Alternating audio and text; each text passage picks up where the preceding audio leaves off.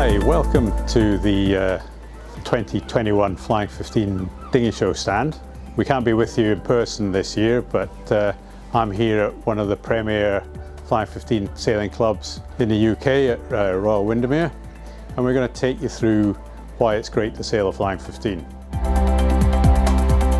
You can sail it in a variety of locations, inland, in estuaries, in rivers, and on the sea. It performs equally well in all these locations. It's an exhilarating boat to sail in a breeze, but it doesn't capsize. You can have fun with your mates, and there's a great supportive fleet to help you if you're starting to sail the boat for the first time. We go to some great locations for our championships, and we have a World Championships every 2 years, usually split between the Northern and Southern Hemisphere. We've got fleets in Australia, New Zealand, North America, and all across Europe too. And we have a European Championships. We have a good circuit of open meetings, regional championships, and of course our national championships, which will alternate between the north and the south. The Flying 15 can be sailed by mixed crew weights, and we've had a number of husband and wife teams sailing very successfully at the front of the fleet. In fact, we've had 2 husband and wife teams as world champions. The Flying 15, although a keel boat, is easy to launch and retrieve without the need to have a mechanism to lift or lower the keel. In many places, you can even launch it and retrieve it without getting wet. We're going to talk you through how to get into the class, and some of my colleagues are going to help you with that, with some ideas. But really, once you've invested in the class, it's worth remembering that the boats have high residual values and stay competitive for a long time. It's not the kind of boat where you have to get a new one every year to remain competitive. The boats are well built, it's a strong design, and the hulls will last you for many years. We're going to talk about how to get into a new boat, and I'm going to hand over to Phil Evans, a multiple world champion who's been fitting out and building Flying 15s for many years, and he's going to give you some insights into how to get a boat on the water.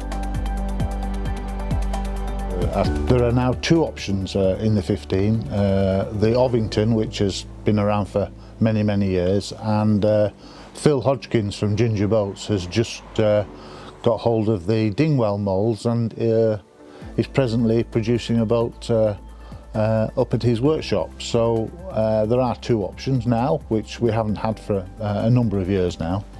The boat here is an Ovington, it's a standard Ovington. Ovington's now putting on the foam sandwich, they're putting a carbon cloth layer on the inside to give it a bit more stiffness, and I think that's proved to work. Other main options to talk about are whether you have what we call the flat console or the console with the moulded wedges for cleating on both sides of the boat. I tend to like the flat option where you have 5 controls on the top with a single line control, so that you haven't got as much rope in the bottom of the boat. The 5 main controls being the jib halyard, the furler, the cunningham, the pre-bend and the outhaul, and 4 of those lines you only ever pull, you know, a couple of feet really, and the jib halyard does get elasticated under the floor, so you haven't got a lot of rope around your feet. Against that, I mean, P&B tend to use the wedge option most of the time on their standard setup, which is, you know, it's whatever you prefer. Personally, I think that it does obviously double up the amount of rope in the middle of the boat, so it's a consideration. But it's a personal choice again. Probably personally, I think it's probably 50-50 really. Again, what you're used to. Now, the advantages of bags are mainly the longevity of your Spinnaker. You know, it's much better for the Spinnaker because you're not pulling the middle out of it every so often. And you do find that some chute Spinnakers get a bit dragged in the middle, and when they're flying they don't fly quite as well, especially because there's a striker line on them as well.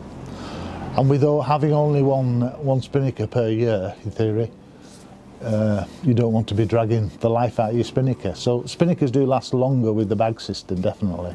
So the bags normally just fasten along here and up onto here. So you have two bags, one here and one here, allowing the kicker to move in between the two.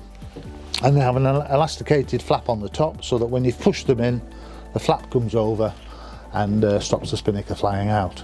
And then the spinnaker halyard goes back in the boat, and because you've got a single end of the halyard, we elasticate it down the side of the boat so that all the halyard is taken away and not around your feet, because that's the last thing you want when you're trying to drop the spinnaker and you've got a big knot around your feet.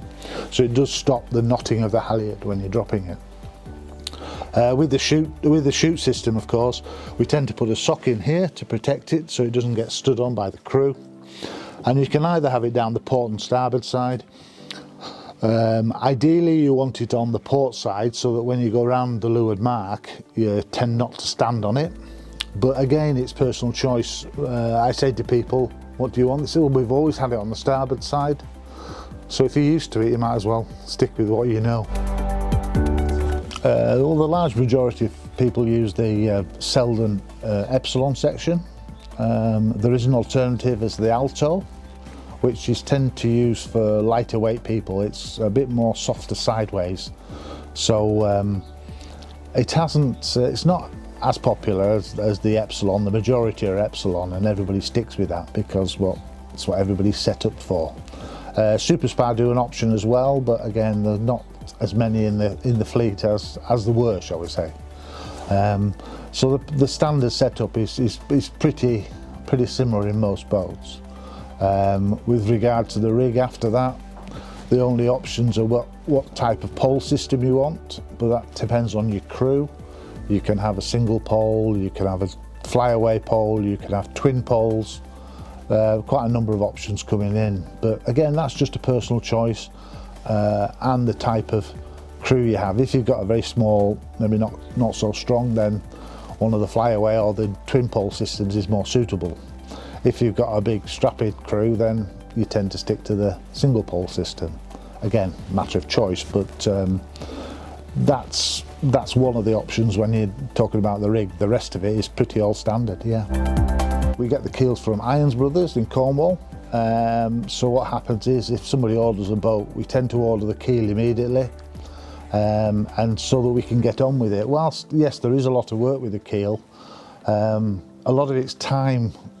You can only put so much paint on and so much epoxy on every day. So presently I'm just painting a keel. It'll get a few coats today, and we only do that every day. So you need the longevity of time to get them finished. And obviously, yeah, the more time you have with the keel, to be honest, they get better because you put more paint on, or you don't want to be rushing them. You can't rush them because the last thing you want is to suddenly not have a lot of paint on and you suddenly rub through or something and you have to start all over again. So the secret is to get 20 coats on it and have plenty to rub at, rather than 15 coats and just get worried every time you touch it with the sandpaper. So yeah, the keels tend to get done as soon as the boat is ordered, whether it's 3 months away or not, because it does allow us to get on with them. On average, if we were setting out from day one, we'd expect to have it finished within 2 weeks if the keel was done.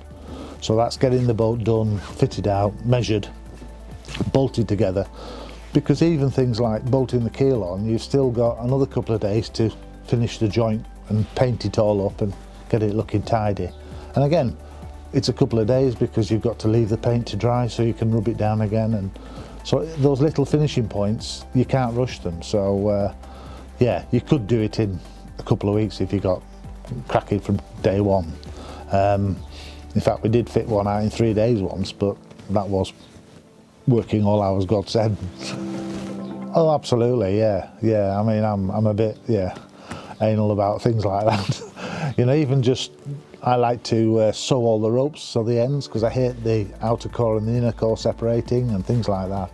So I do like to see them all And I would expect the boat I send out is the same boat I would want to sail, and that's how I look at it. If you're happy with it, then I would hope that anybody else is as well. I think you have to be realistic, and it's between 26 and 28,000 pounds for a boat ready to go with all the goodies that, you know, a compass is 500 and odd pounds, trailers, covers, everything.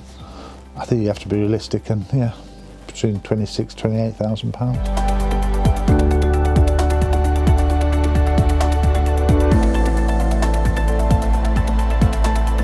Come and join us in a Flying 15 and have a great day sailing.